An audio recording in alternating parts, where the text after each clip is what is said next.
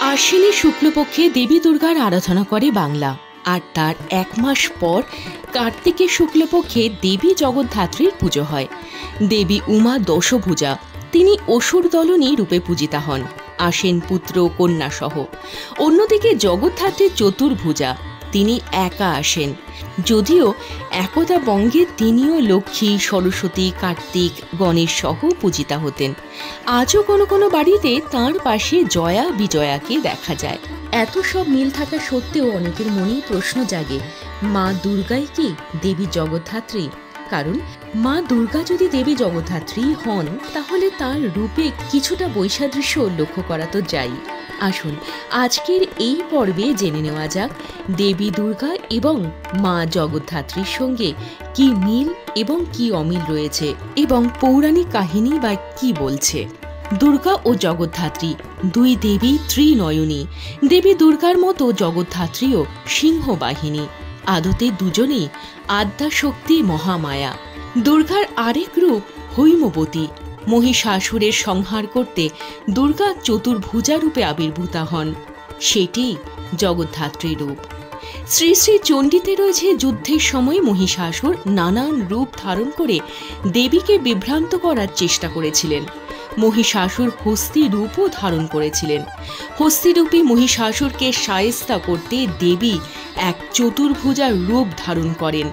চক্র দিয়ে হস্তিরূপী অসুরের সুর কেটে দিয়েছিলেন চতুর্ভুজা দেবী। দেবীর সেই রূপটি হল জগদ্ধাত্রী। সংস্কৃতে হাতির অপর নাম করি। কথিত আছে দেবী জগদ্ধাত্রী করি বা হস্তিরূপী অসুর করিন্দ্রাসুরকে বধ করেছিলেন, তাই তাঁকে বলা হয় করিন্দ্রাসুর নিষুদিনী। মাতৃপ্রতিমায় দেখা যায় জগদ্ধাত্রীর বাহন সিংহ এক হস্তির মৃত শরীরের উপর দণ্ডায়মান। আবার পৌরাণিক কাহিনীও প্রমাণ করে দেবী উমাই জগদ্ধাত্রী। মহিষাসুর বধের পর দেবতারা জয়োল্লাসে ব্যস্ত। দেবতাদের মনে জন্ম নিল অহংকার। দুর্গা তাঁদের সম্মিলিত শক্তির প্রকাশ, তাই অসুর বধ হয়েছে তাঁদেরই শক্তিতে। মহিষাসুর ব্রহ্মার বলে বলিয়ান, তাকে বধ করতে কেবল একটি নারী দেহের প্রয়োজন ছিল। অসুর নিধনে দুর্গার ভূমিকা কেবল এইটুকুই। দেবতাদের অহংকার গর্ব দেখে পরমেশ্বরী দেবী হাসলেন। একটি তৃণখণ্ড তিনি আড়াল থেকে দেবতাদের দিকে নিক্ষেপ করলেন। ইন্দ্রের বজ্র তৃণটিকে ধ্বংস করতে পারল না। অগ্নি তৃণটিকে পোড়াতে ব্যর্থ হল। পবন পারল না উড়িয়ে নিয়ে যেতে। বরুণ তৃণটিকে জলস্রোতে প্লাবিত করতে পারল না। তারপর দেবতাদের সম্মুখে আবির্ভূতা হলেন এক পরমা সুন্দরী শালঙ্কারা চতুর্ভুজা দেবী, তিনি জগদ্ধাত্রী। সর্বসংহারিণী দুর্গা সত্য গুণ নিয়ে ধরা দিলেন জগদ্ধাত্রী ব্রহ্মময়ী রূপে। জগৎকে যে তিনি ধারণ করেন, তাই তিনি জগদ্ধাত্রী। এবার বঙ্গে ঠিক কবে থেকে জগদ্ধাত্রী পুজোর প্রচলন হয়তো কম বেশি আমরা অনেকেই জানি, তাও আরও একবার জেনে নেওয়া যাক এই পর্বে। এ রাজ্যে দুর্গার বিকল্প রূপ হিসেবে জগদ্ধাত্রীর আরাধনার প্রবর্তক নদিয়ার রাজা কৃষ্ণচন্দ্র।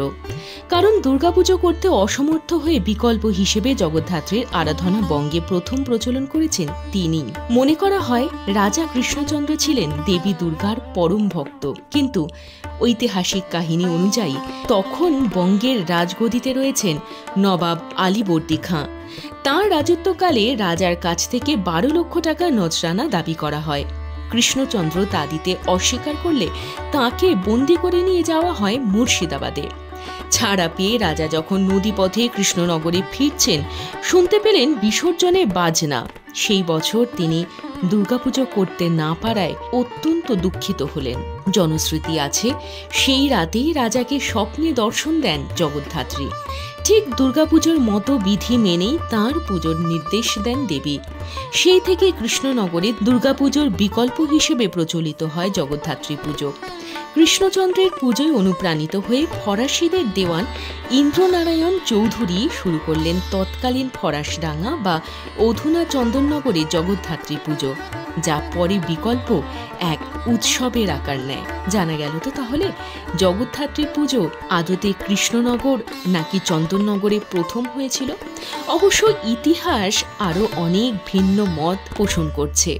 আপনারা কি মনে করছেন? আজকের ভিডিও দেখে শুনে এবং বুঝে অবশ্যই জানাবেন কমেন্ট করে।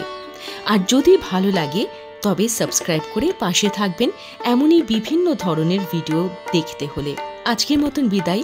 খুব ভালো থাকবেন, সকলকে ভীষণ ভালো রাখবেন। নমস্কার।